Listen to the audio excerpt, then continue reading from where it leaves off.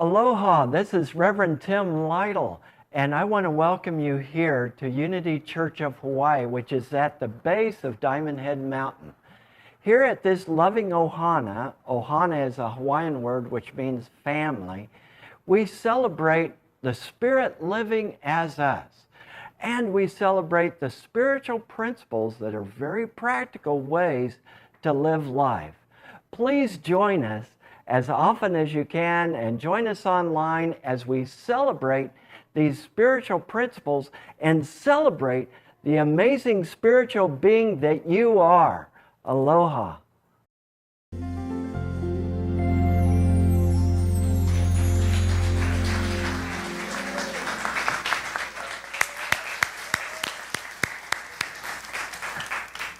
Thank you, Zamar. We're looking at thanks living, happy thanks living, because being grateful and giving thanks is a lifestyle where we can not only eliminate those attitudes that might suck the very life and energy out of us, but we create a sacred space where we are in alignment with the divine. When we are in gratitude, we can't worry. When we are in gratitude, we can't be grumpy. When we are in gratitude, we can't be all anxious and concerned and trying to manipulate others, because we're in the present moment, knowing that everything that we need is supplied.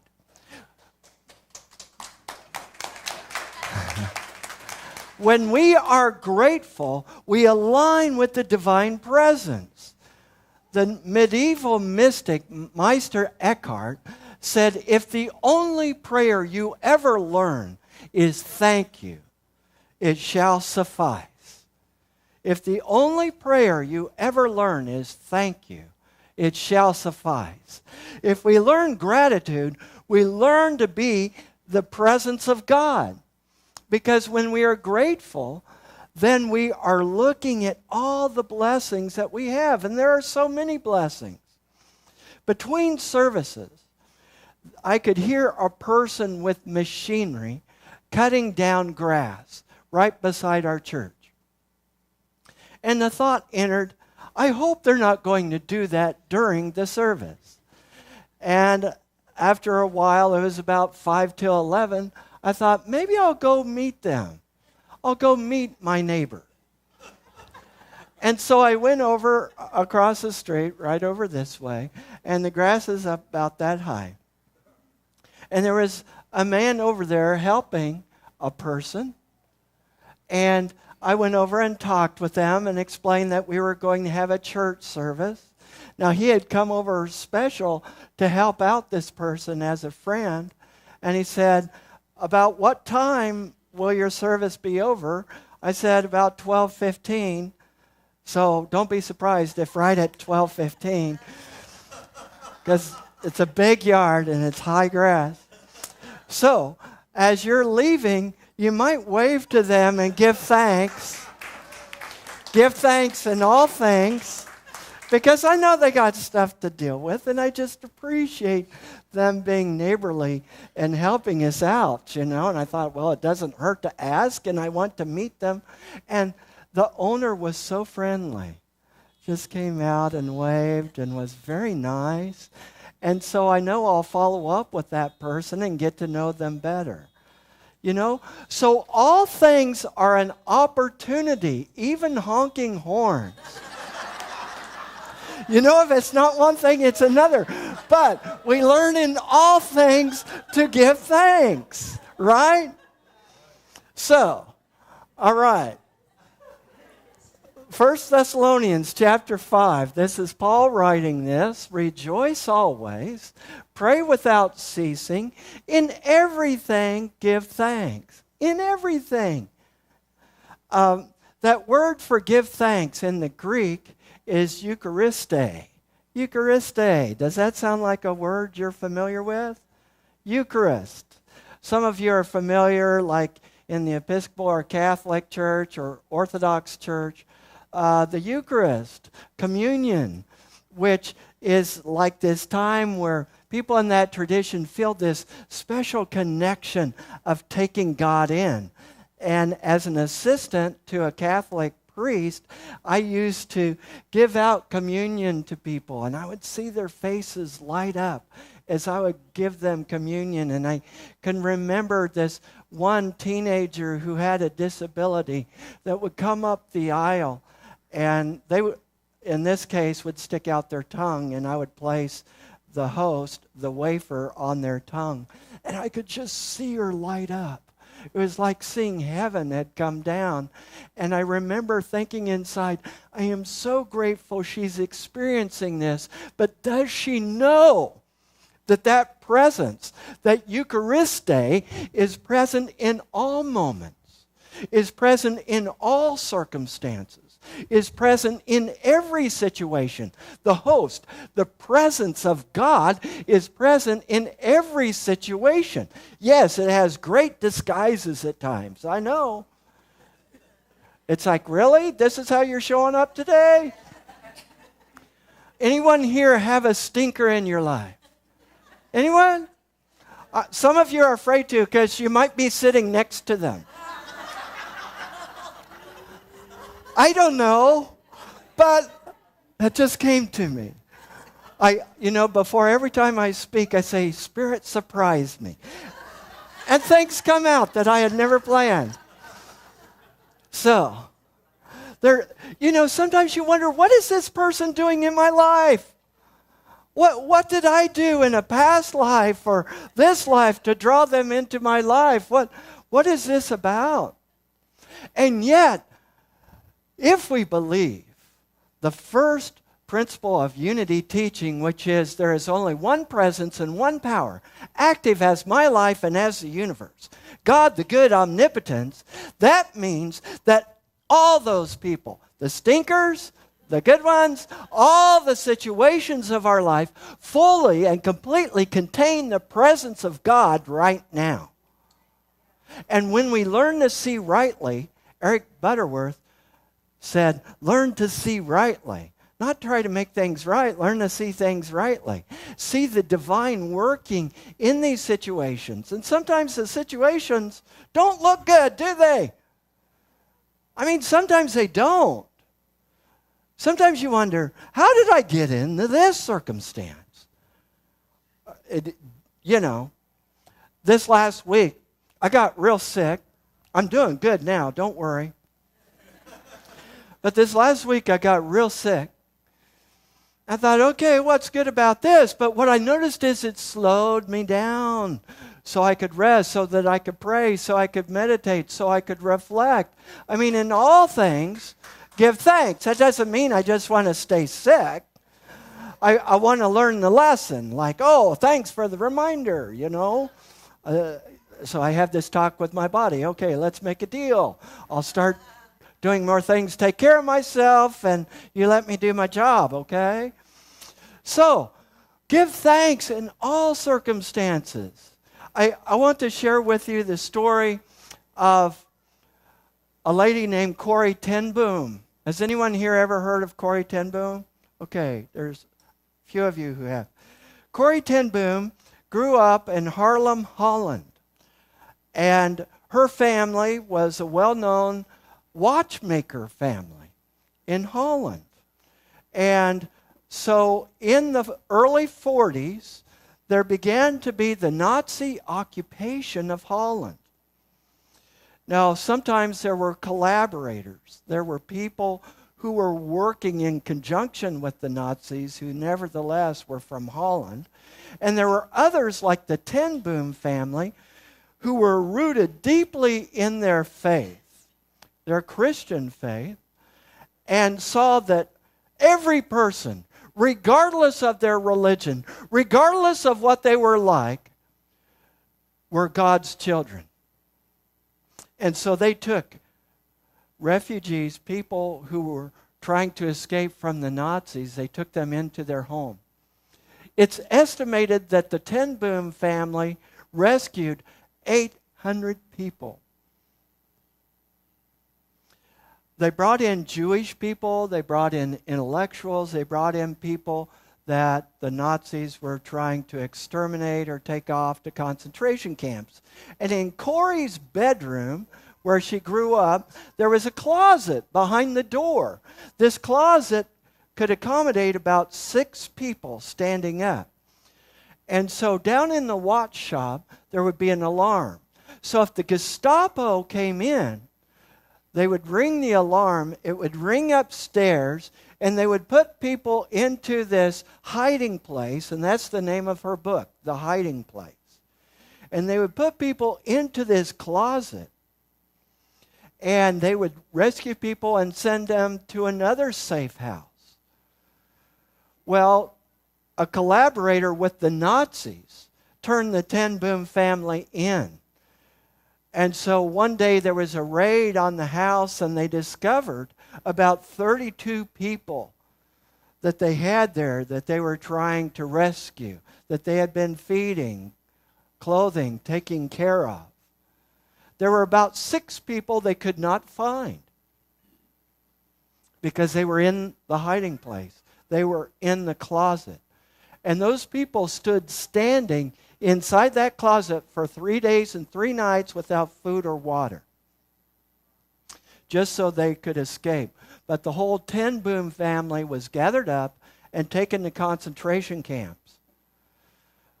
Corey and her sister Betsy were allowed to stay together. That's a miracle. And one day, they would daily have Bible studies in their dormitory like this. This is a picture from Auschwitz. And the women or the men would just be cramped and crowded in together. A lot of times there would not be heat. They would wait for maybe a daily turnip soup. People became very emaciated. Corey's sister Betsy died there in the concentration camp. And her sister Betsy was trying to teach Corey about giving thanks in all things. They had studied 1 Corinthians chapter 5. And Betsy said, "We need to give thanks in all things." And Corey said, "You're kidding." "No, it says that." Well, Corey said, "What can we give thanks for? We're in a concentration camp. People are dying. They took us away from our home. What is it that we have to be thankful for?" "Yes, show us, God. What is it that we have to be thankful for?" And Betsy said, that we're here together. And Corey said, "Yeah, that's right, that we're here together." And Betsy said, that we can daily have Bible study with all of these women. And for some reason, we're undisturbed. The guards never bother us. She's like, "Yeah, that's something we can give thanks for." And it was a mystery to them. Why is it the guards never bother us? They would notice that they would get these bites on their legs or whatever, and they discovered the place was filled and infested with fleas. And so Betsy said to Corey, "Let's give thanks for the fleas." And Corey said, "I can't thank God for fleas. I don't know why God has filled this place with fleas. I can't thank God for those things." "Well, Corey, the scripture said, in all things give thanks."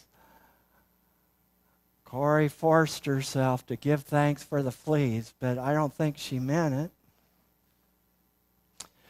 Later, they found out why the guards never bothered them, why they had the freedom to do whatever they wanted to in their dormitory. It was because the guards were afraid of the fleas. The fleas were protecting them. Some of those situations in our life that are so difficult, it's hard to understand why they're there. But what I know is that when I am living in gratitude, when I am living in thanks, then this divine energy kicks in. As I was saying, when I would give out the Eucharist, give out communion, I would just see people light up.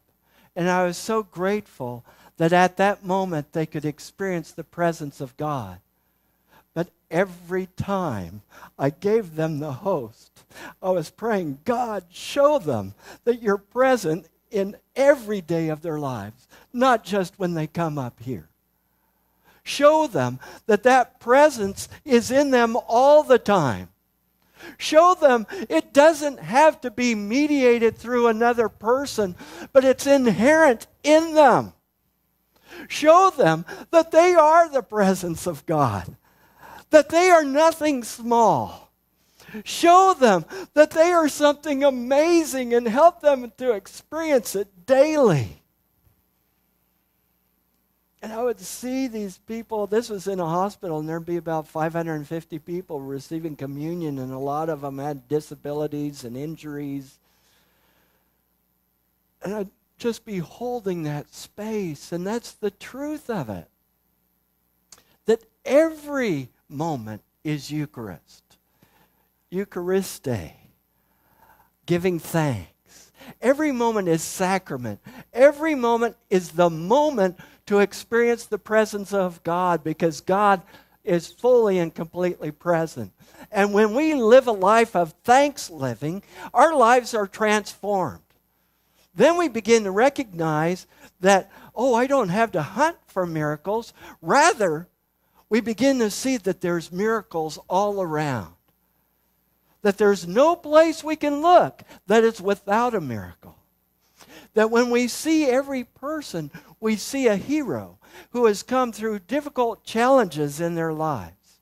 We see a person who has come through grief, who has come through sorrow, who has come through difficulties, and yet is the persistent presence of God in action here to do something amazing.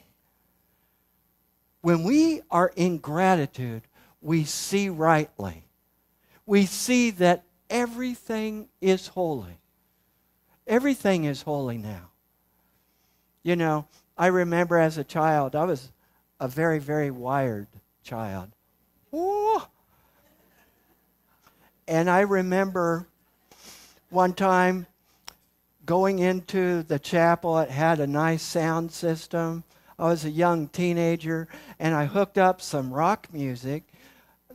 This was a few years ago. I hooked up some rock music into the sound system and was just blasting it out in the chapel. I thought, wow, what a great sound system. And one of the church leaders came in so angry. This is a holy place. How dare you play that music in here? I thought, oh, wow, okay, it's a holy place. But honestly, I didn't know there was a place that wasn't.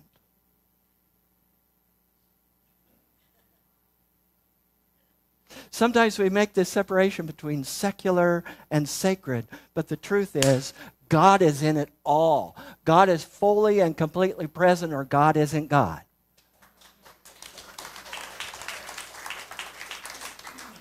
And that means all the abundance that God is. You know, sometimes we get into this lack consciousness. And a little later, I'm going to be talking about intentional giving for the new year and the joy of giving. And, you know, I've talked to some people here who have told me how their life has dramatically changed since they began tithing. That they no longer have financial problems once they began tithing because they're circulating that divine good in their lives. And that's been my experience in life as well. But that isn't my primary reason for tithing. My primary reason for tithing and for giving is gratitude. Now, I don't know about here, but in Kansas, once in a while we have ponds that are stagnant. There's no outlet. And so they begin to grow algae, and fish begin to die and float to the surface, and they begin to stink. Stagnancy stinks. And when we are blessed, but we want to keep it all to ourselves and not circulate it, we're creating a stink. When there's energy that comes in and blesses us, we need to continue that flow and to bless where we are spiritually fed with that abundance, with that blessing. So it becomes a law of circulation. Jesus talked about this as the law, what I call the law of reciprocity. Give and it shall be given unto you. We are in that cycle of loving, of giving our talent, giving of our treasure, giving of all ways in which we are blessed. And we can give in every situation of ourselves. I had someone who invested a lot of his life in me. In '88, I went in the chaplaincy residency, and I wanted to study addictions treatment. And so there was a nurse there who took me under his wings to teach me about addictions treatment in chaplain residency. And 3 years later, I was invited by a close friend to come to Unity for the first time. And who did I find but this addictions treatment counselor, who came to me with a big smile and said, "Tim, this is who I am, and it works for me." He didn't say, "This is where I go to church." He said, "This is who I am, and this works for me." And he became my first mentor in Unity teachings and principles. The last 2 or 3 weeks, he's been in the dying process. And his family and friends wondered, when is he going to let go? He's a stubborn guy. Sometimes he could get in your face. And they wondered if he'd ever let go. I got to talk to them while they were in the room with him, and I said, "Could you put the phone up to his ear or put it on speakerphone? I'd like to talk to Alan." And they put the phone up there. And I began to thank Alan for all the ways in which he's contributed to my life, all the ways in which he has invested love and service into me. My life is different because of him. And I was grateful for the opportunity to be able to tell him that, even though I was thousands of miles away. And I said, "Alan, I love you. And wherever you are, God is. And wherever I am, God is. So there's no distance between you and me. We are always one. We are never separate. And so whenever it's your time, I knew he was stubborn. Whenever it's your time, it's okay. You can move on. We will never forget you. We love you. We don't really want you to go. But when it's your time, it's okay. Because we know we'll never be separate. And you will be okay in the presence of God." And so I was giving thanks for that opportunity. And I assured him, "Alan, it's all right. You can move on. I love you. Be at peace." And it wasn't long after that he peacefully made his transition. In all things, we can give thanks. We can give thanks for the ways in which people have touched our lives. We can give thanks for all the ways in which God is working in our lives. Give thanks. Again, Meister Eckhart. If the only prayer you ever learn is thank you, it shall suffice. Because everything is holy now, as Faith Rivera will now share. Thank you.